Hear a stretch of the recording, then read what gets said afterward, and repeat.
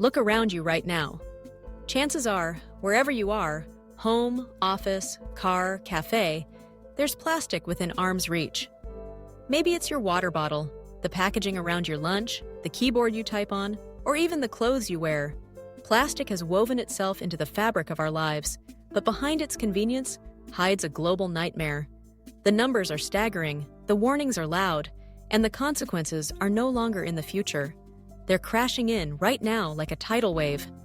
Earth's final warning isn't a siren blaring in the distance. It's the plastic tsunami, and it's already here. Let's start with a reality check. Every year, humanity churns out over 400 million tons of plastic. That's enough to fill 1 million Olympic swimming pools. Picture this.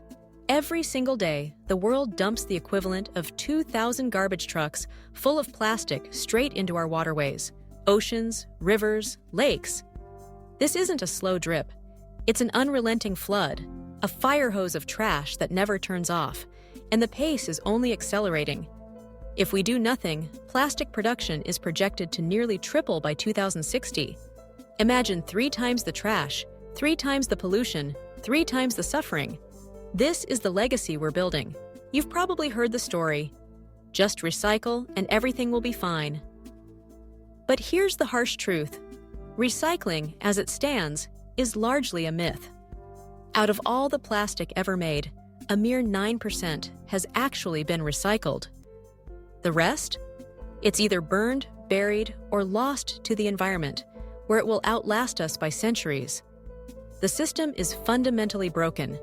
It's cheaper for industry giants to produce new plastic from oil and gas than to recycle old plastic. So, they keep making more and more, fueling an endless cycle of waste. In just the last 20 years, we've created half of all the plastic that has ever existed. And about 40% of this is designed for single use, used for minutes, persisting for generations.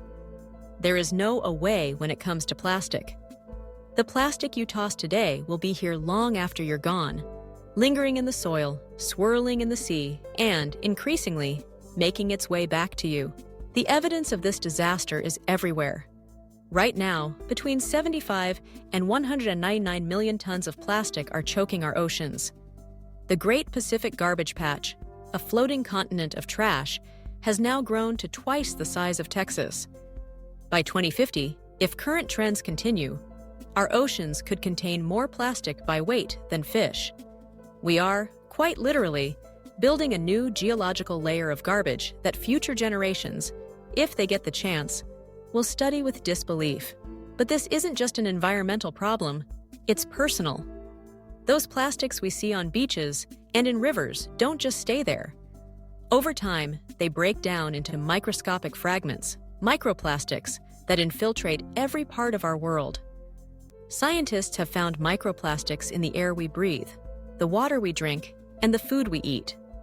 These tiny particles are now turning up in human blood, in vital organs, and, shockingly, even in placentas and brains. Every week, the average person consumes and inhales about a credit card's worth of plastic.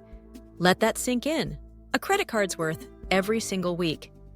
And the health risks are deeply troubling.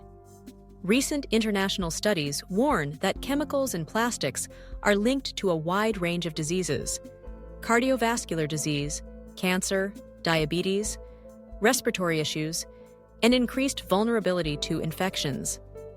In 2024, researchers found that just 3 plastic-related chemicals caused $1.5 trillion in economic health damages across 38 countries, with bisphenol A, BPA, alone contributing to over 400,000 deaths globally.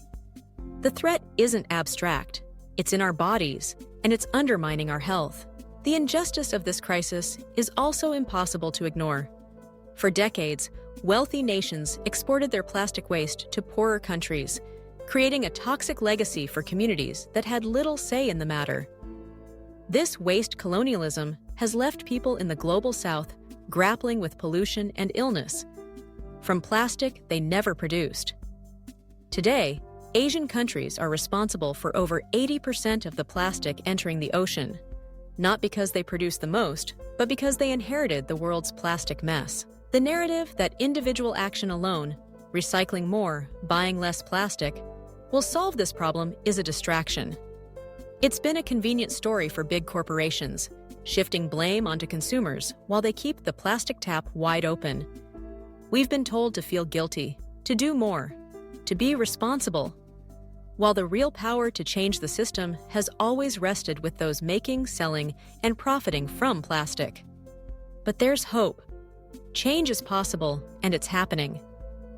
Around the world, people are refusing single-use plastics, demanding better packaging, and pushing for bans on the most harmful products.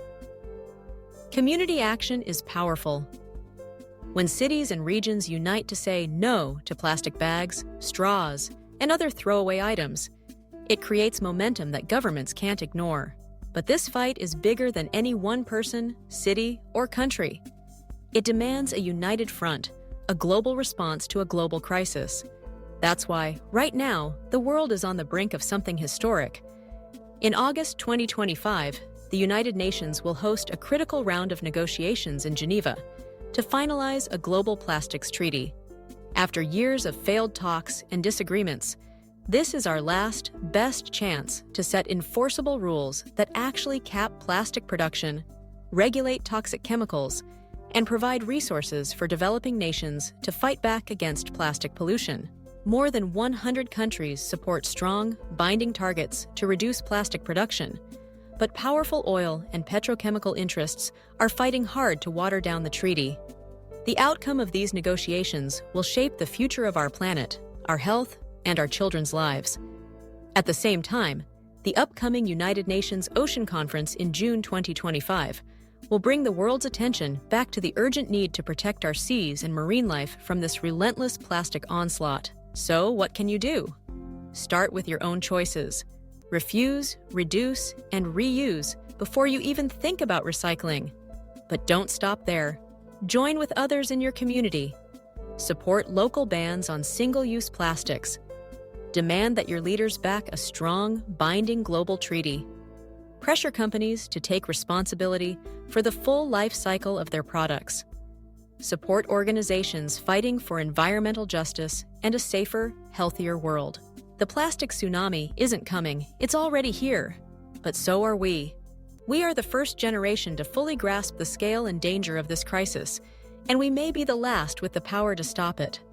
If enough of us speak out, act together, and demand real change from the top, we can turn the tide. Learn, share, organize, and never let anyone tell you this is too big to fix. The future is in our hands, not the hands of corporations, not the hands of politicians, but ours. Together, we can fight back against the plastic tsunami, protect our health, and reclaim our planet's future. The question isn't whether we can do it. The question is, will we act before it's too late?